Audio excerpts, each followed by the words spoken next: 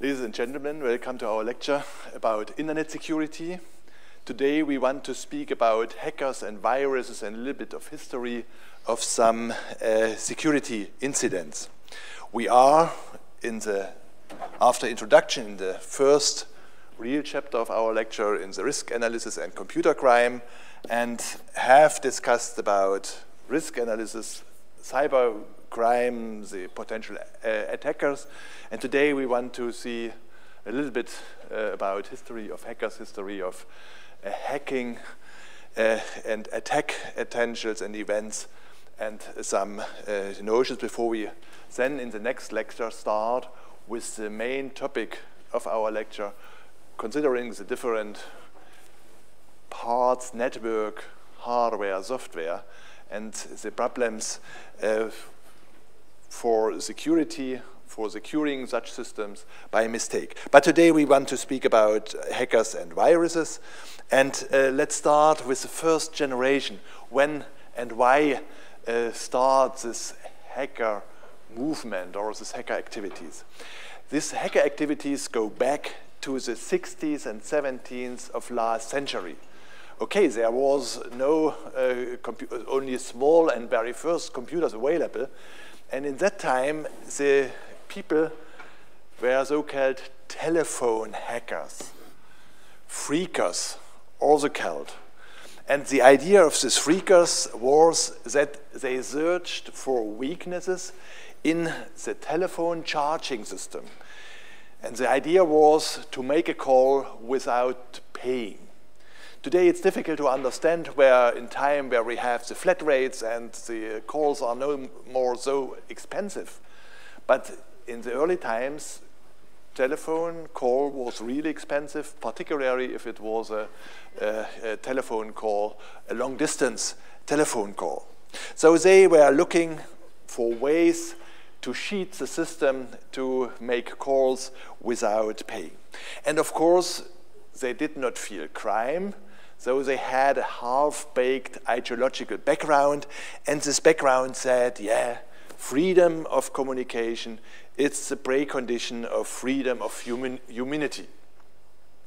So you see, at the end, they did something wrong, but with this ideological background, they feel that they are justified to do this, that they are doing something what is a human right.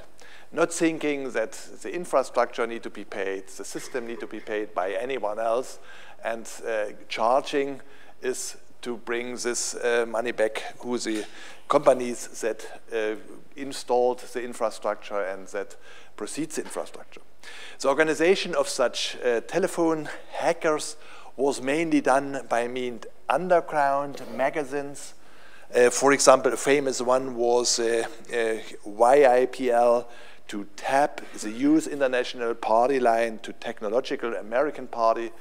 And an example of this, what was the content of this hacker magazines, of this underground magazines, was that in these magazines mainly they described devices or approaches, how to outcharge, how to out smart charging, black box approaches, some red box, and others. So this telephone hacker nevertheless was considered dangerous. So there was a famous case that in the publisher of one of these underground magazines, this house was burned. Was nobody find out why why his house was burned down, but one can think that there was a connection, that the people feel cheated by this type of person and fight also with illegal methods against them. So then we came into the time when PC starts to spread out. Many people are using PCs in the 80s, in the late 70s, 80s. So the new goal was not to outperform telephone system. The new goal was to outperform computer systems. So this scene emerged, this computer hacker scene emerged from the underground, and the main goal was to break into computer systems in an illegal way. There is a famous person, Kevin Mitnick. He was sentenced in '82 because of several break-in activities. So you see, famous break-in was a break-in into the telephone company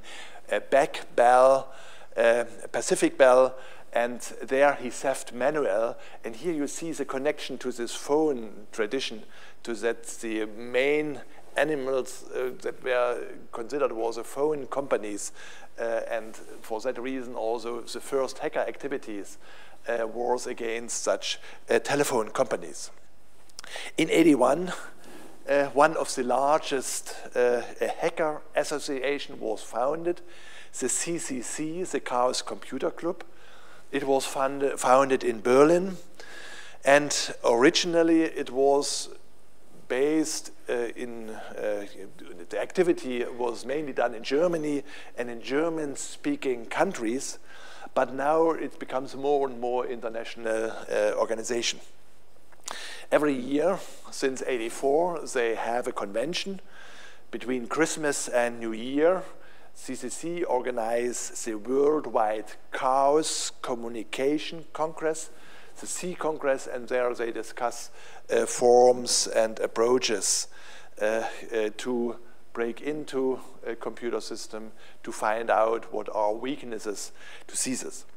So, for example, the 29th Chaos Communication Congress this year is held in December, and it's first time after it was running first years in Berlin, it's first time to be run in Hamburg.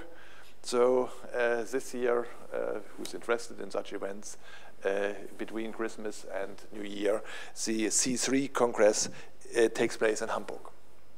Also here there is an ideological justification. And this justification of the CCC says implementation of human right for worldwide and free exchange of information. And CCC became famous because of some spectacular activities and spectacular events. And every time these events, these things were connected, that the people, members of CCC, found some weakness in a computer system, found some security hole in a software or in a hardware-software combination, and used this for a spectacular action.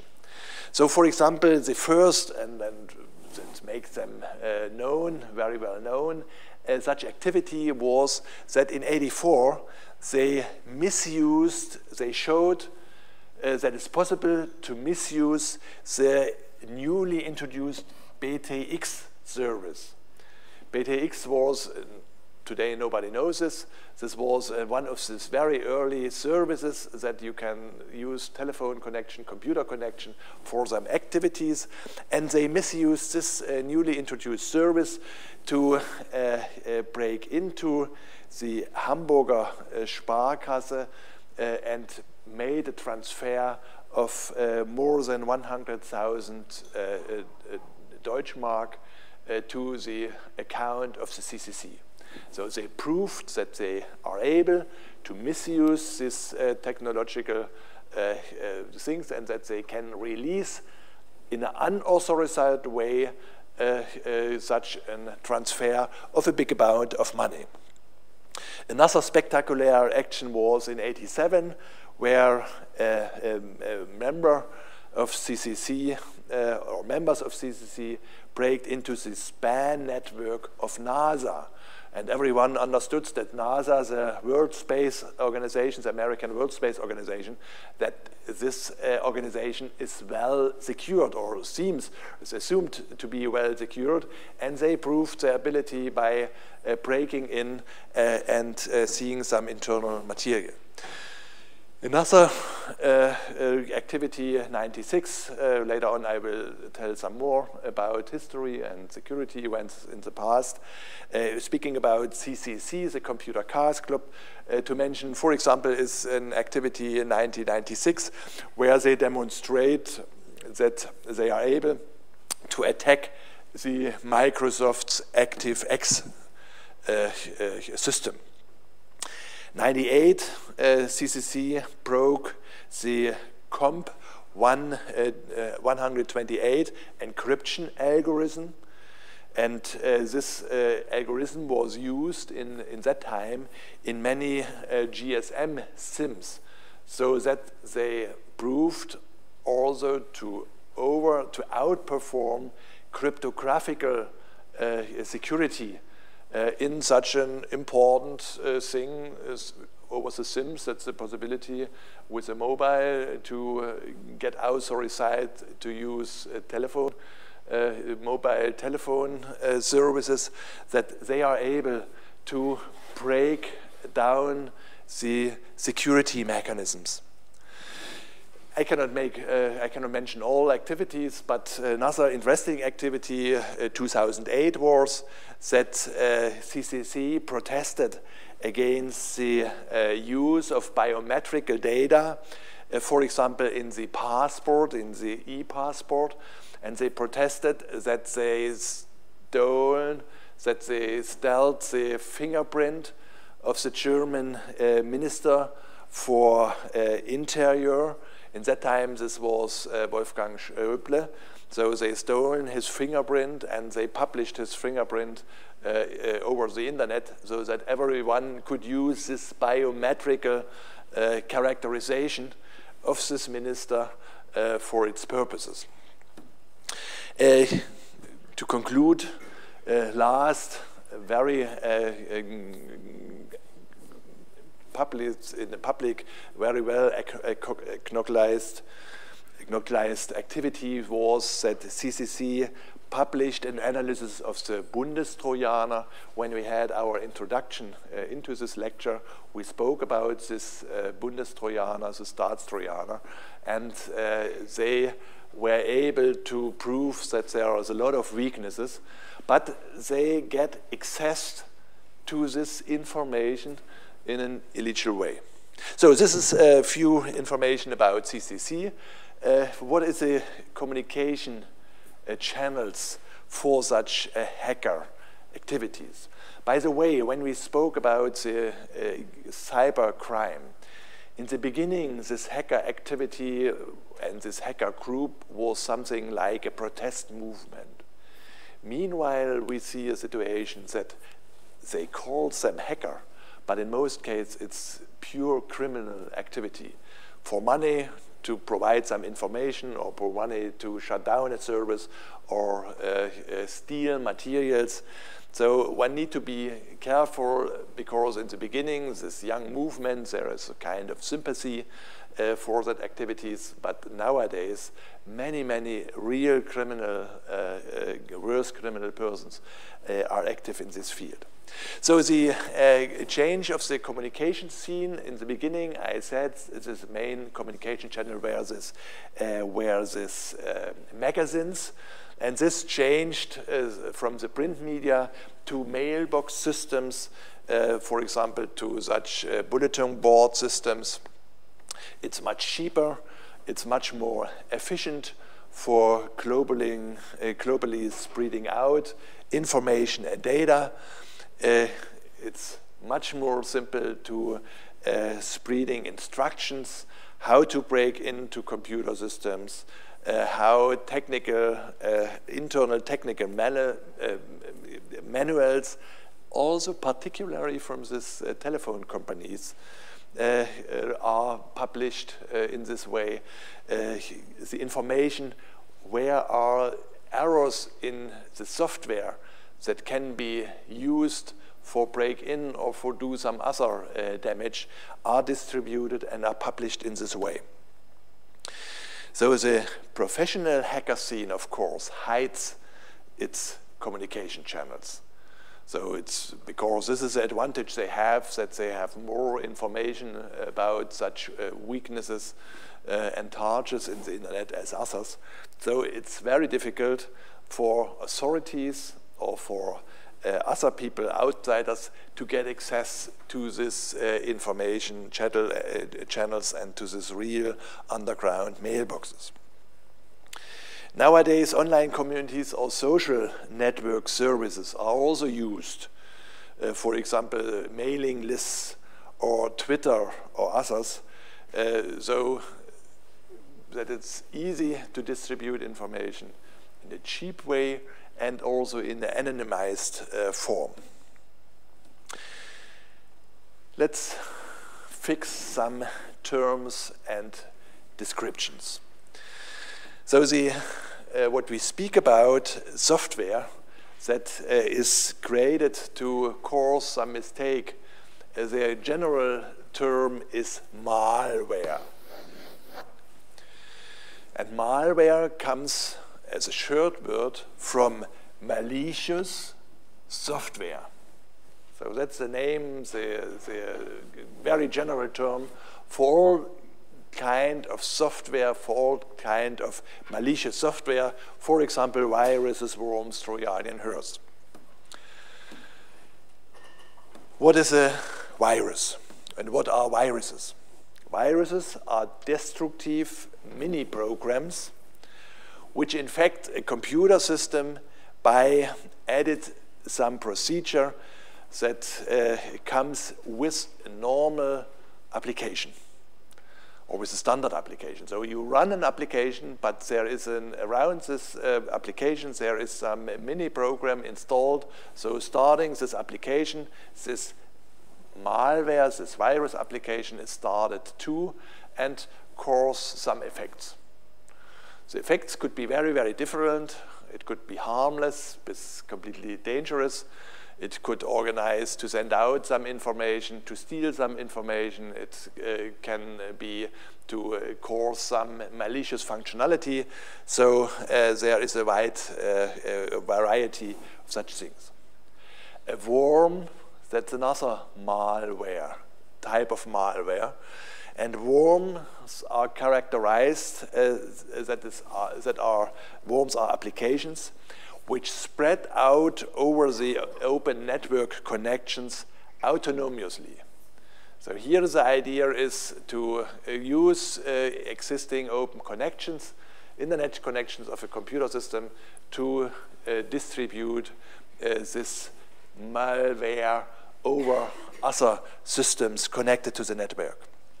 A Trojan horse, this is a type of malware with the idea that often it is unintentionally installed by a naive user on a computer system, and it looks like something else. So for example, it looks like the login screen, but in reality it is a fake.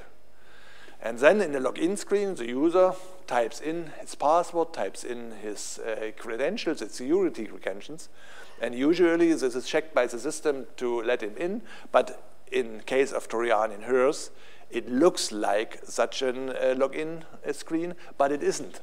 So the credentials are taken and stored anywhere or are sent to the hacker. And then a message comes, for example, like, sorry, you misspelled, and then the real login screen is shown. And so people are not even aware that, because sometimes it happens that one make a misspelling if one is in a hurry. So people are not aware that their credentials are stolen. So such type that software masquerades some other application, and in the back something worse is done. This is a Trojan horse. We speak about a backdoor or rootkit, about malware, which enables the continuous privileged access to a system, to computer, while actively hiding its presence.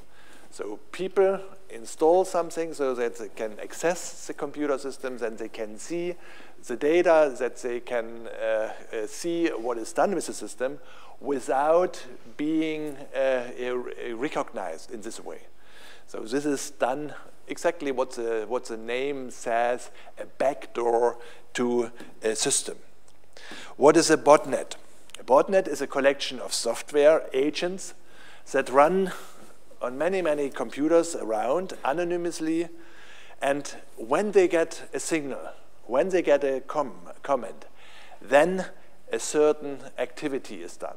For example, bombing with data packages one special computer in the network. So botnets, that's the dangerous part, are installed on computer systems in the internet that are not well secured, and the person that runs such a botnet is in this way able to create on a command and control server a certain activity that's simultaneously done from all the computers that belong to the botnet. And you know this reports, this is a very large network, so real damage could be caused by this. What is an exploit? Exploit is a piece of software or a chunk of data or a sequence of commands that take advantage of some mistake, of some bug, glitch, or vulnerability in order to cause unintended behavior in software and hardware. So such exploits, this is the misuse of a security hole, is a misuse of error in the software or in the hardware or in the network computing system. So when we speak later on about such weaknesses, such errors, then every time there is a possibility by means of such exploits to exactly misuse this security weakness and create some activity, some undesired activity. The first viruses go back very far. So already in '74, reports are known that in research labs, first experiments were done with viruses. But with spreading out PCs and in the moment computer systems become more important and more often used since the beginning of the 80s, the viruses and the malware become more important.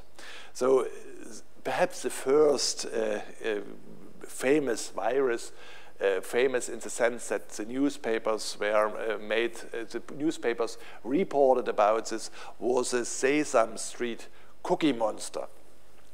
And the computer systems that were infected with this cookie monster, the desktop fall down like if you take a cookie in a hand, a dry cookie, and destroy it between the fingers, and so you could not work because the desktop was, you could not realize what's on the desktop.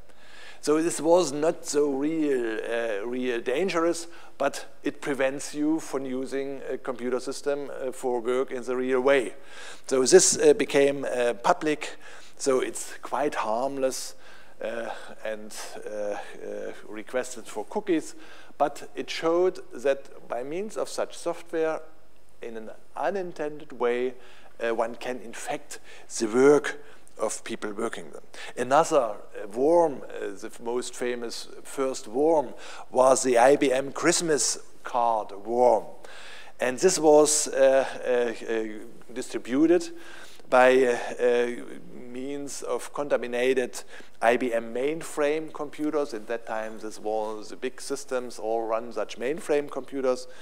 The worm was done '87, and after they were able to install such a worm, then the worm replicates himself to other systems. So this cloning effect was done up to 500,000 times per hour, and it paralyzed the real complex systems because it was IBM mainframes. This was 87, and another famous worm was the worm of Robert Morris, which reproduced itself constantly. And in 88, this attack was done. In 88, this Robert Morris worm paralyzed more than 6,000 computers. Now it looks that 6,000 is not so much, but in that time it was 10% of the worldwide internet. So you see, it was really dangerous, and the effect, the spectacular effect was that it was done within a very short time. Within a few hours, 10% of the internet was infected. A reaction on this worm attacks was that the US government funded a so-called CERT, a Computer Emergency Response Team. It was opened in 88. It is placed at the Carnegie Mellon University, so it's not a real part of the Carnegie Mellon University. It's close to the Carnegie Mellon. And the idea of this CERT is to collect information about such attacks, such events, and provide materials how people can react, or information what should be done. So it's not a kind of police that fight against. It's more like a place that collects and provides information about such security incidents. Meanwhile, CERT the name CERT is registered as a trademark and is licensed to other teams around the world. So the different states have CERTs. The big companies run such company CERTs. So most vendors of antivirus software, meanwhile, have listed millions of malwares in their database. So also here information is collected. So you know the antivirus software needs to know the viruses, and then needs to define a countermeasure. And typically this countermeasure is that the problem is to detect such malware. So typically in a database, characteristic properties of such malware is stored, and if some software is installed or should become installed on the computer, it is checked whether in the software there is this characteristic pattern of some malware, and then there is a warning not to install this. Also today, viruses cause the highest amount of losses in computer crime statistics, and also 96% of the companies report that they use antivirus software. It's from a study in 2005. The big amount of losses, financial losses, are caused by such viruses. So now let's have a look back in history, why it's important to understand and to investigate such security incidents. From such security incidents, one can learn where are the weaknesses in a software system, where are the weaknesses in a hardware system that makes it possible to break in, that makes it possible to cause some activity, some unwanted activity, to cause some possibilities to get access to secret data and others. So history starts back in the early 70s of last century. So here I begin my short review of such well-known security incidents in history with someone in 1973, where an employee of New York Savings Bank captured about $1 million from his employer. 1980, this Kevin Metnick, I mentioned this name already.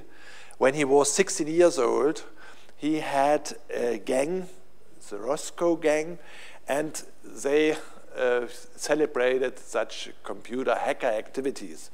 So he broke into the computer system of a large US leasing company.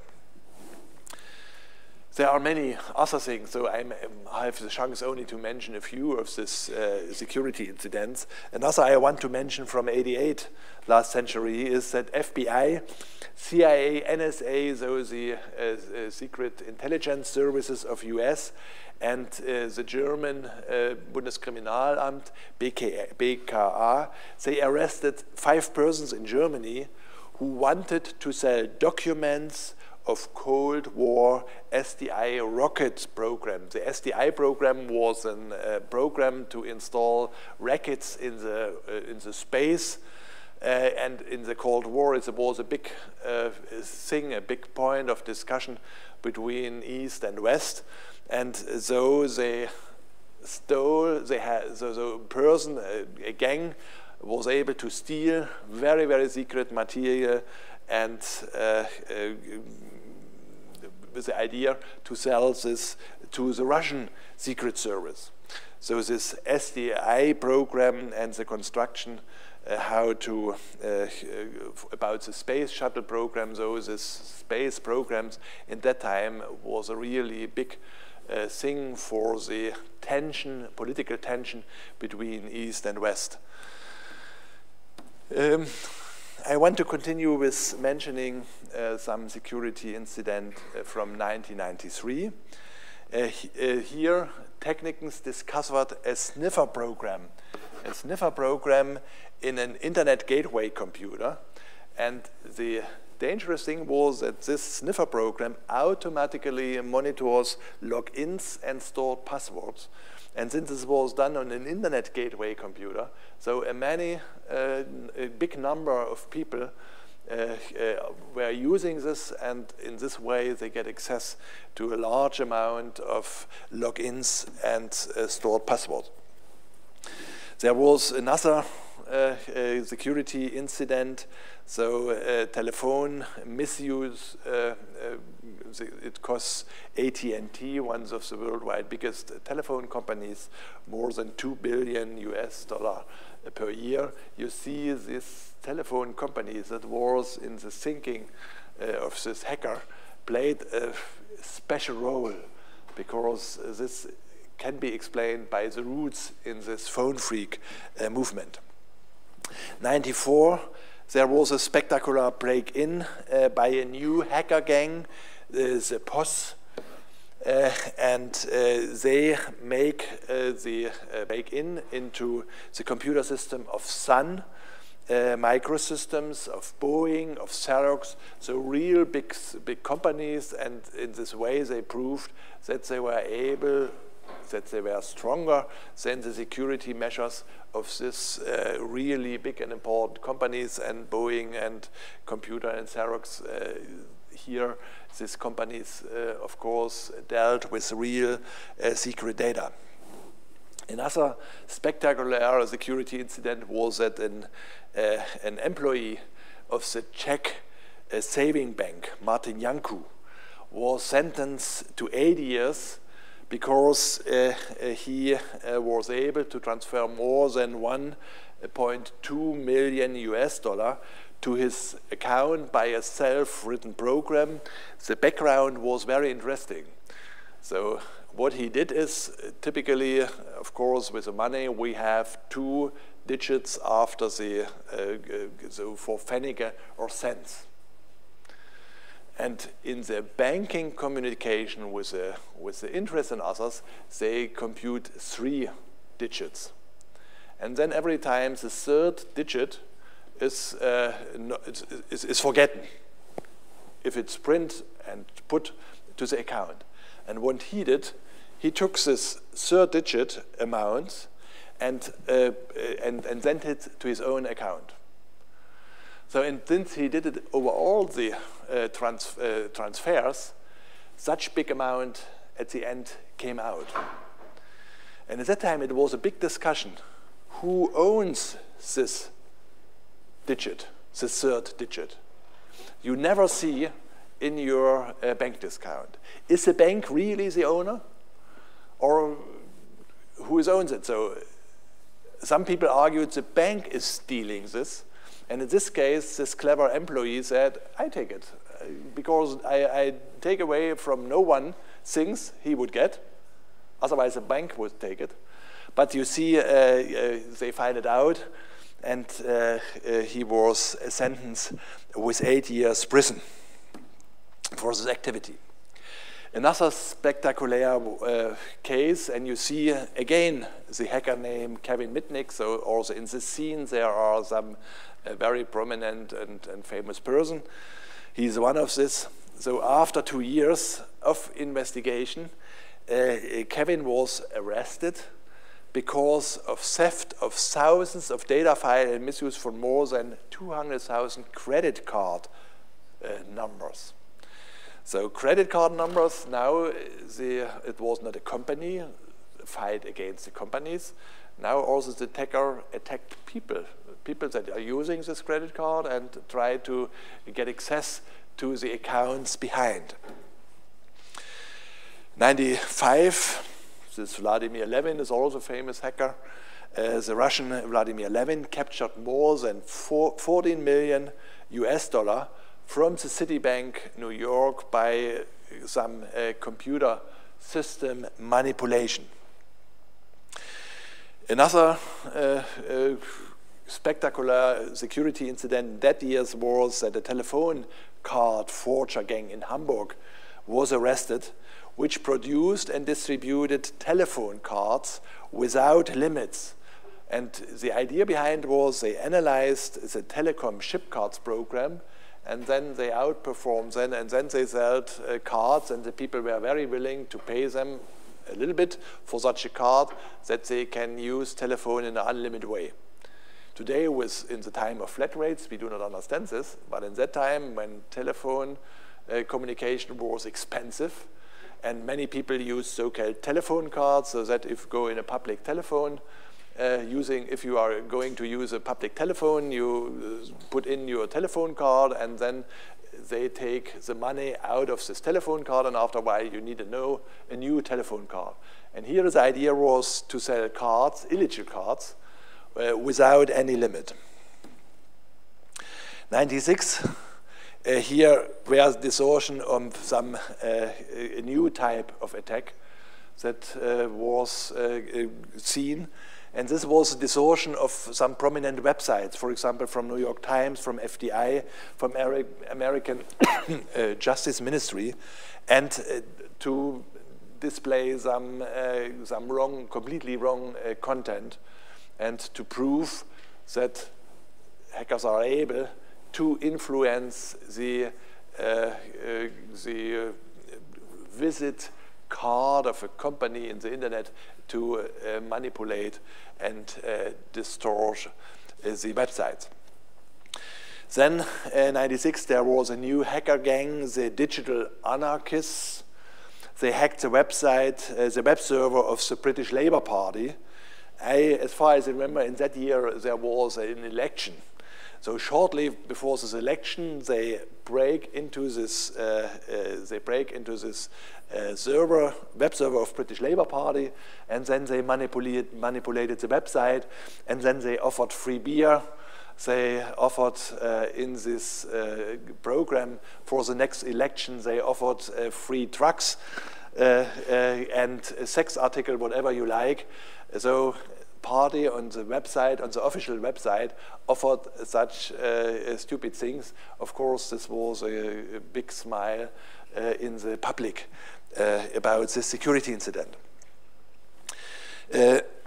97, we will speak about this for historical reason. We will speak about the security attacks. There was several professional web services suffered from this SYN flooding attack. And the idea of the SYN flooding attack is to send to a web server many requests for establishing a TCP connection, so that at the end the server, because for every TCP connection he has to allocate some resources, so that due to the great number of such requests, a computer system is no more able to allocate resources and typically broke down. So then such a server crash happened. So this was the first back event, but next back event is many servers automatically restart after such a server crash. And typically they restart in the default settings. Default settings, if the administrators are not careful enough, and if this starts in the default setting, everyone knows what is the guest access and others, and then it's easy to break in. Another well-known security incident in history in '97, so 15 years ago, it was from Dan Farmer. Dan Farmer is the founder of this attack simulation program Satan. We have heard about this. And he tested several thousand, not several thousand, 1,700 web server from banks, from online magazines, from credit institutes, from government location, from sex clubs, and he found the following. 60% were vulnerable against for attacks by very simple methods.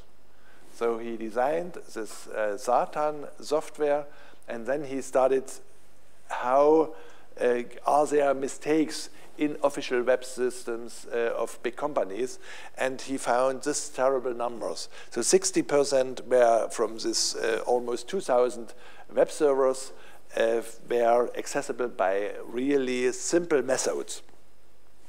80% were attackable, were vulnerable against more complex methods. And several programs, due to this result, several programs arose that were able to bring attack networks to crash by a few reformatted network packets. So understanding what are the weaknesses in this connection, in the network operating system, in the computer operating system, in the application systems, helped hackers to find a way to break into a system or to cause a crash of the system or other. And these ways often are designed in form of a program, and it's not difficult to receive over the internet such attack programs. Here you see also hacking has some content, some influence in the political scene. I already mentioned this attack to the Labour Party website. Here also in Mexico, the Mexican Zapatista rebels, they hacked the governmental servers and inserted some propaganda against government, some propaganda for their own goals. So you see sometimes are criminal activities the background, sometimes political. So there are different motivations, but in every time, every case, it are mistakes in the software, it are failures in the systems, in the hardware systems that provide possibilities to break in or to attack systems. To go on to the security incidents, and the idea is a little bit to give a motivation. By mention is this many events to give a motivation to start to think and to study such weaknesses and systematically investigate what are the problems, and because this is the first step to think about good countermeasures. So here in '98, several types of Trojanian horses become public, NetBus, Back-of-Riese, and they all had the idea to provide a remote administration of an attacked Windows computer, so that from outside, from a remote place, one can interact illegally interact with such Windows systems. Another attack was with large and big problems, was an attack against the DNS entry of the AOL. AOL in that time was one of the biggest, worldwide biggest internet providers. So they attack this DNS, domain name service entry. In this way, the assignment of an IP address of a real computer to a domain name is influenced and falsified. So here the interesting case was that such a real big attack was possible by a single email. By a single email, this was possible to attack, to change and modify the DNS entries in such a server. So thousands of users temporarily did not have access to the internet because their name could not be connected to the internet address. By the way, this attacking against the DNS system is also today spectacular. There was this IT summit, and there was an important point in discussion is this security discussion. And it's a real big problem for government, for companies, because of the large amount of attacks. And one special attack idea is Telecom reported about this attack against the DNS server. 99 IDM worm attack became famous, and it became famous because it was able to attack Linux systems. Before, all people were thinking only attacks were possible against Windows systems, but and Linux is secure. But this was kind of recognition that also Linux systems could be attacked. The reason that before the attacker was mainly interested in Windows systems because Windows systems are much more public. In the moment when Linux systems become more public and more used, then of course the interest of the attackers was changed from the Windows systems to the Linux systems. And on the other side, Microsoft did a lot to improve security. After this big amount of attacks, they put an extra program and a lot of efforts to secure Windows systems.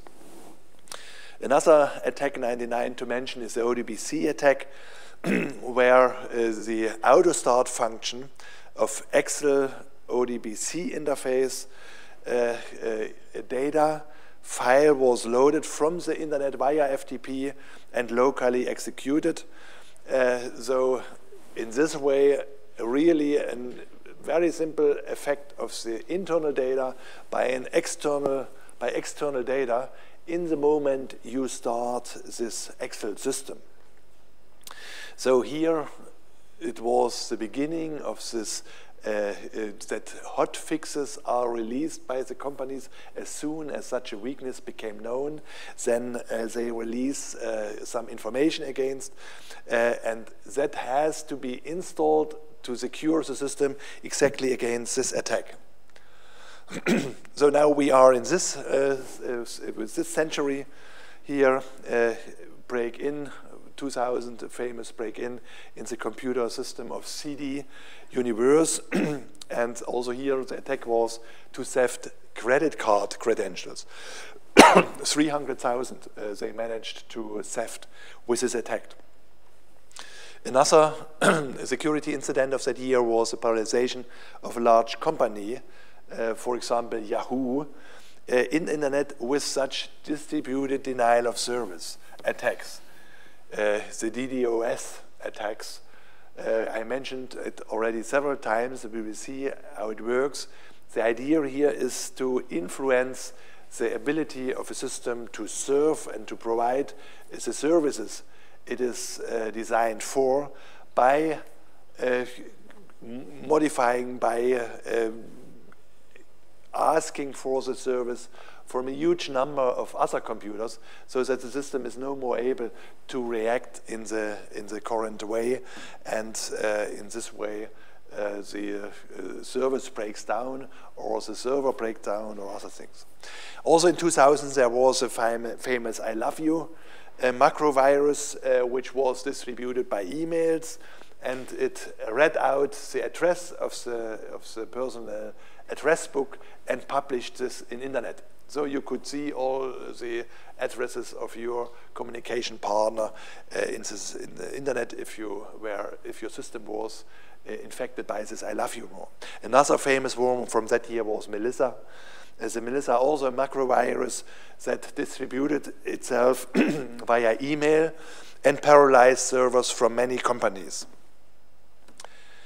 2001, called Red and Nimda were two worms that became public known. The code Red was a denial of service attack against the US government, and the Niminda worm was attacking companies and damaged a really large amount of money. So the estimations are 500 million US dollar, and also airports or the airlines were infected. So it was a really big problem. 2003, the W32, the SQL slammer worm was famous attack, new famous attack, which paralyzed many computers worldwide for several hours and infected the computers that were connected to the internet. So here people understand more and more that if they connect their system to the internet, then this is a real big need, and it needs to discuss this risk and to establish security devices. To tell you a story from that time, we had, of course, research cooperation with several companies, and sometimes the chief of a company told me, now they have built a firewall. Because when I came into the building, there was a big server, there was a big package, and the server was standing there. It was unpacked, but the chief of the company felt very secure because he has built this firewall. It was not working, it was not. So you think in that time, the understanding that's necessary to secure, that it needs measures, special measures and analysis to secure own networks, it starts, and such events, for example, also the Love-Sun and Plasterworm, which infected more than 150,000 personal computers within one day. They helped that the people learned they need to secure their systems. So Big.F was a worm that very is distributed high speed and caused a lot of damage. 2004, the phishing became famous or public known. Here the idea was that thousands of such phishing mails for famous banks, for example Deutsche Bank or Postbank, Raiffeisenbank, and the phishing mail looks like it comes from the real source, from the bank, but in truth it came from a third party, from an attacker, and it asked, of course, for the credentials to log into, for example, to make online banking and to get logged in, and then this data are stolen and are misused by these attackers. What was also interesting, here it was an attack against one of the most famous and powerful network, computer network tool company. Hackers compromised the Cisco enterprise network to steal 800 megabit source code for such a Cisco operating system, for the Cisco iOS. And of course, this is a real secret for such companies, source code of such a commercially very successful company. 2005, Harvard was hacked. About 100 hackers broke into Harvard's database system to get information about their enrollment probability. You know, there is a big fight every time to get one of these few study places, and here the people want to see and want to get information about this. You see also the computer system of high school, of university institutes are a goal for attacker. Also 2005, the digital bank robbery defeated by the National High-Tech Computer Crime Unit. which was founded in London. So, and the hackers planned to transfer about 300 million euro by the hacked employee accounts. 2006, unknown hacker broke into the Pentagon to steal 14,000 data. You see, nobody likes to speak about such kind of attacks. So there is a so-called Danke number, a hidden number, because for the companies, for the institution, it's not, they are not proud that they are victim of an attack. So in the American magazine, the Consumer Report, there was an estimation that about 8 billion US dollar financial loss for US citizens by spam, by spyware, by phishing, by viruses. In 2007, to add some more security incidents in history, 2007, the CIBC losses data of 470,000 Talvest funds consumers. So it's 500 million of consumers, their data were lost. The company says the missing data was a file that disappeared while transit between our offices. So nobody knows what really happens, was only a mistake or was an attack to catch this data. Also, the non-ministerial department of the British government, Her Majesty's Revenue and Customs Department, lost data on 25 million individuals, and nobody knows what lost means. 2007, a hacker infiltrated the system of the Commerce Bank and assessed the record of 20 customers. It's a small number, but if you have full access to their accounts, then you can imagine that's a problem. Compromised data included personal information, such as name, addresses, social security numbers, phone numbers, in a few cases also as an account number. Now, attackers also attacked the heart and the head, in a certain sense, the head of the internet, the ICANN and the IANA website. These are the websites where for organizing the work in the internet, for assigning the address blocks to the registers, to the continental registers, and their website were defaced by a Turkish group called NetDevils, and they hijacked domains including ICANN.com, ICANNet, ICANN.net, IANA.com, and IANAservers.com. 2008, about 300,000 login credentials supposed to be stolen by the banking Trojan Xenowal topic.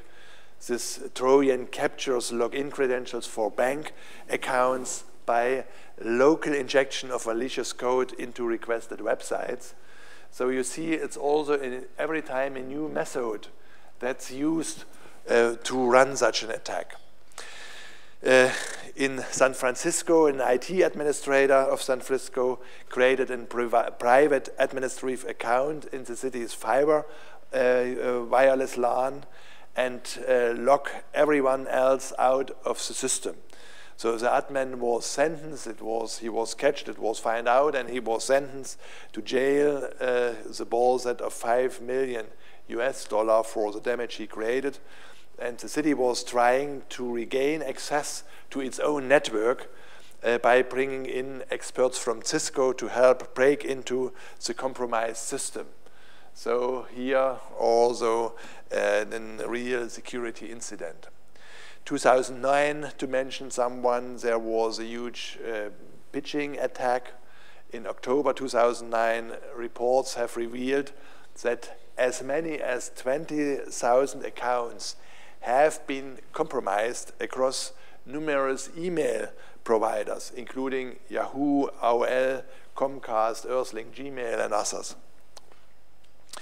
In February 2009, F-Secure, it's a company for providing anti-malware software, and of course they investigate the market and they look and register such incidents.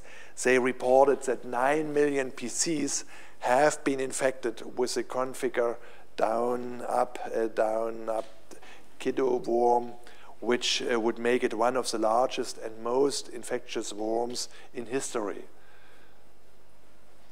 9 million PCs. 9 million PCs infected by such a worm. And the worm was first seen in November 2009, and even in 2008 and even in 2009, it was spreading out. And of course, by means of such antivirus software, you can stop this for your own system, but you have to install such antivirus system and it needs to be actual. Coming to 2010, in February 2010, Google revealed that it had detected a highly sophisticated attack on its corporate network that had originated from China. There was a fight, Google and China, you have read about this, and Google said that its investigation revealed that at least 20 other large companies, they did not identify the names, were also targets of that type of attack. Later, the chip maker Intel disclosed it had been attacked at about the same time as Google, so one can guess that it was the same method. Google and chip makers was attacked. And in 2010 also first spotted in June, the Stuxnet. Stuxnet was become known, a new kind of worm that is aimed to infect industrial control computers running software from Siemens. It was speculated that it has been done and created by nation state and was aimed to attack Iran's nuclear program. By means of this worm, they infected the system so that at the end the system was really physically destroyed, because some of these rotating things start to become faster and faster and faster up to the moment they destroyed themselves. But not so much details, at least at that time, were known. It comes more and more obvious it's a very sophisticated attack method. 2011, to come closer to nowadays, in June, there was a Lulz Security, a new computer hacker group carried out an SQL attack against Sony Pictures, and compromised over 1 million accounts. Sony claimed it was only 37,000, but it seems to be more than 1 million. And they stole all the data from these people that were that had accounts running at Sony Picture Systems.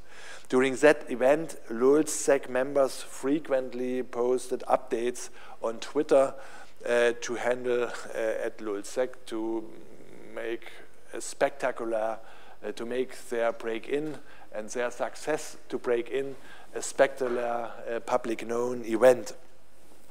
Then in September 2011, FBI arrested Cody Gretzinger, and he could prove him to be a LulzSec member, a young boy, 23 years old. So now we are today, 2012, to mention only one of the events this year.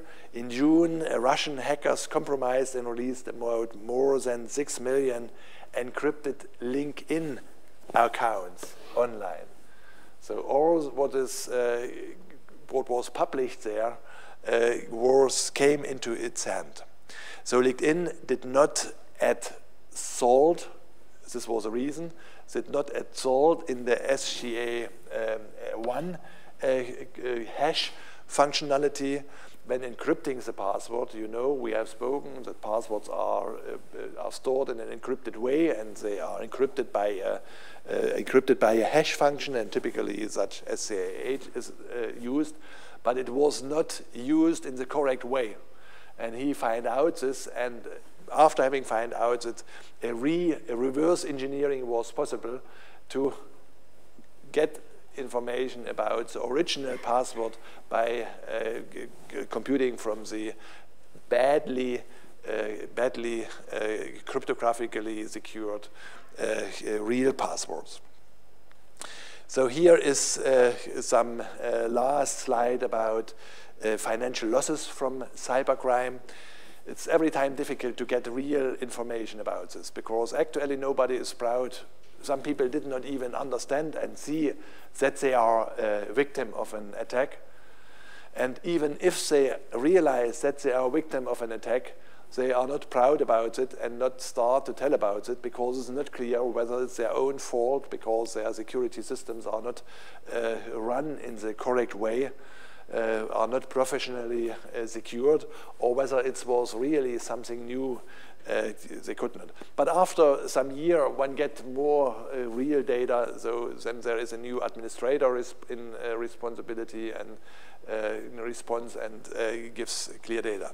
So there is a Computer Security Institute, the CSI, that annually give a report about computer crime and security, and they estimated a total financial loss from studies. So they asked people, different companies, they asked them what happens in your company. So they asked a lot, but they do not get so much feedback. So in 2005, they got feedback from 639 respondents, and they reported a financial loss altogether from 130 million US dollar. So in average, 200,000 per company or per institution. In 2008, the average was already 300,000 US dollar. So the 156 million were reported. The number was a little bit smaller, the number of respondents that asked the question, what was your financial loss? But it gives a quite good picture because the numbers are large enough. And in 2009, they reported an average loss from $230,000 from only 400 respondents. So malware, including viruses, worms, and Trojan horses, infected continues. So it is one of the most common seen attack. One has to run software against this to secure a system, and it is known that 90% of the attacks could be prevented when the system would be installed and the security measures would be installed in the correct way. So this concludes this historical review, and this concludes the motivation that we now need to start to look into the different single attack methods to understand what are the mistakes that are misused. Thank you for your attention.